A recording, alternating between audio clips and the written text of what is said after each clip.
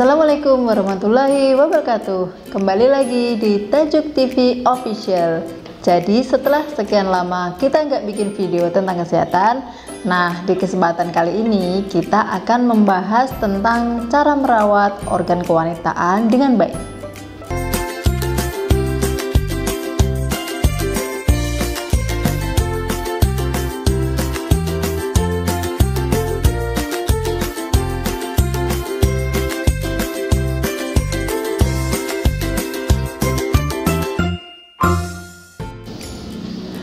Sebelumnya, buat teman-teman yang baru tahu channel ini, kalian jangan lupa subscribe, like, share, dan komen di video ini agar aku semangat untuk membuat video-video yang lain dan bermanfaat buat kalian.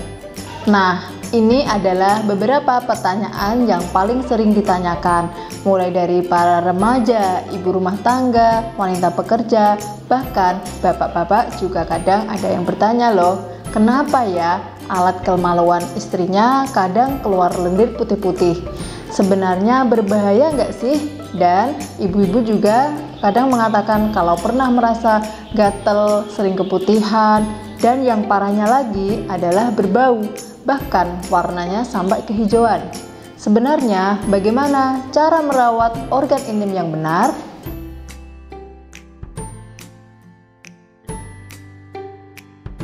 Dan celana dalam yang berbahan apa sih yang bagus? Bolehkah menggunakan produk pewangian atau sabun pencuci vagina untuk daerah kewanitaan? Kesehatan organ intim haruslah menjadi perhatian utama semua wanita dalam merawat kesehatan vagina. Jika tidak, bisa muncul berbagai masalah, termasuk adalah keputihan.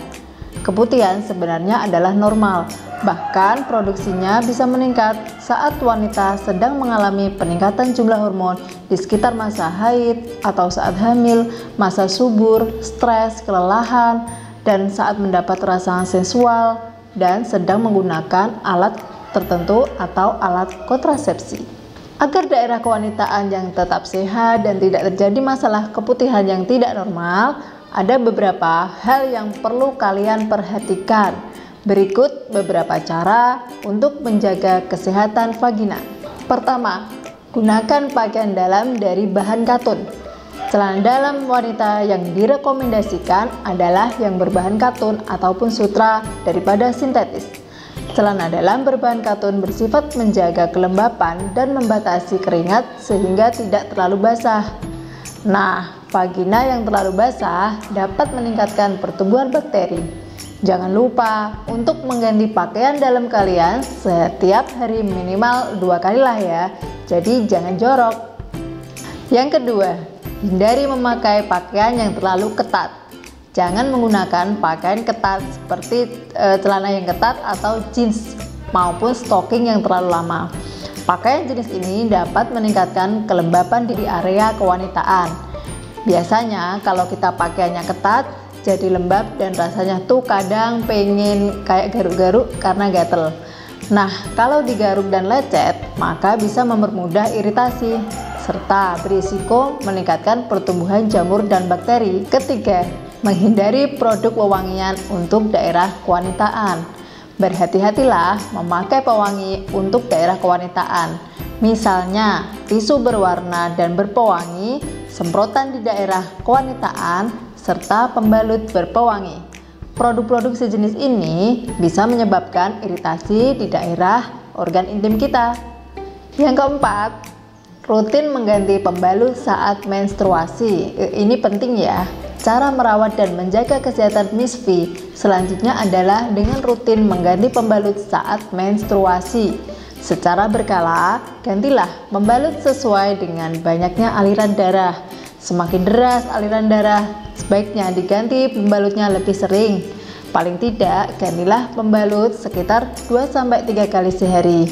Jangan irit-irit, tujuannya agar tidak lembab di daerah organ kewanitaan kita. Yang kelima adalah rutin mencuci pakaian dalam.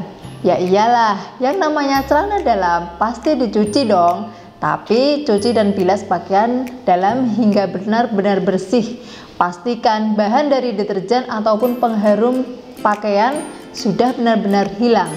Jika tidak bersih, tak heran ini bisa menyebabkan gangguan kesehatan pada misfi kita.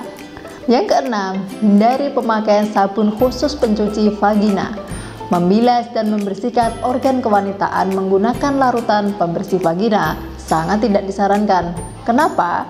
Beberapa penelitian menemukan membersihkan vagina menggunakan sabun pencuci vagina dapat mengganggu keseimbangan bakteri di area kewanitaan.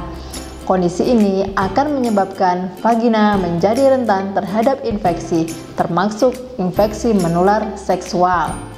Yang ketujuh, bersihkan area kewanitaan dengan benar. Bagaimana sih caranya? Cuci area kewanitaan dari depan ke arah ke belakang untuk menghindari pindahnya bakteri dari anus ke vagina. Bersihkan vagina hanya dengan air mengalir, lalu keringkan dengan baik dengan handuk kecil yang kering sebelum memakai celana dalam, sehingga misfi kita tidak lembab.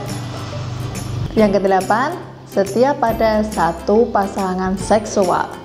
Salah satu resiko infeksi pada daerah kewanitaan kita adalah berhubungan seksual. Itu sebabnya jangan sering bergonta-ganti pasangan seksual karena bisa menyebabkan PMS, penyakit menular seksual. Jika diperlukan, gunakanlah perlindungan seperti kondom. Yang terakhir, lakukan screening rutin. Bagaimana caranya? Setiap wanita yang berusia 25 hingga 64 tahun yang telah aktif secara seksual sebaiknya dianjurkan untuk melakukan pemeriksaan pap smear atau IVA. Nah, itu tadi informasi tentang cara merawat organ intim yang baik. Jangan lupa share video ini ke teman-teman kalian biar bisa bermanfaat buat kalian semua. Oke, sampai jumpa di video selanjutnya. Bye!